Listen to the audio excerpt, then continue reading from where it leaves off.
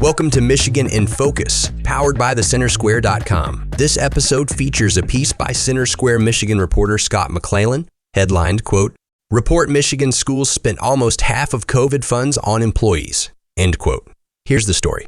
A new report found Michigan school districts spent their COVID-19 funds similarly to their general budget, with nearly half spent on employee compensation and benefits. A Mackinac Center for Public Policy report shows how school districts have spent $2.5 billion of the $6 billion in federal pandemic aid between the 3 school years from 2019 to 2022. To help address the challenges of the government's response to the COVID-19 pandemic, Congress distributed unprecedented amounts of money to public schools across the country from March 2020 to March 2021.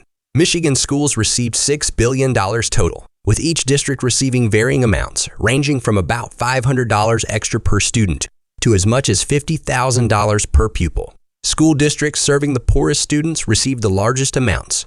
Across 3 school years, the report says employee salaries and benefits comprised 47% of total pandemic relief expenditures. Employee compensation is consistently the largest portion of school budgets, so the additional spending follows that trend. Despite spending $1.2 billion of COVID aid on personnel, staffing levels only increased by 3%. This suggests that much of this extra spending on employee compensation took the form of raises for existing employees rather than hiring new staff, according to the report. A third of the funds were spent on services and supplies. 1/5 of COVID funds went toward outside service providers such as custodial services, transportation, or tutoring. Districts usually spend 11% of their budgets on these services. Cassidy Seftestad-Klutz, author of the report and doctoral fellow at the University of Arkansas, said in a statement, quote, "It's been 4 years since the pandemic began and Michigan students are still trying to catch up. School districts have 1 school year left to spend the remaining $3.5 billion.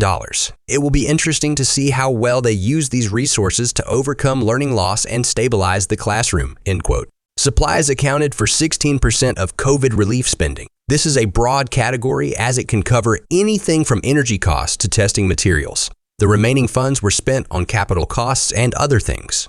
The report analyzed how charter schools and conventional public schools spent their funds differently. The data suggests charter schools focused more resources on addressing learning losses based on the percentage spent on instructional services, according to the report.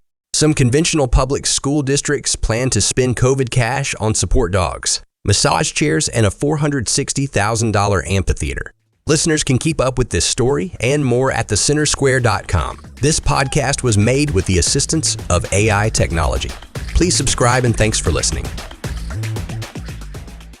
Attention parents, teachers, and taxpayers. Do you care about the decisions being made in K-12 public education? Do you want to know how those decisions impact your students and school district? Chalkboard News has you covered. We're delivering fact-based reporting on the policies that shape school safety, curriculum, and recovery from learning loss. At Chalkboard News, we're cutting through the politics and focusing on the facts behind the issues impacting students, teachers, and families. Get this news delivered to your inbox for free by signing up at chalkboardnews.com.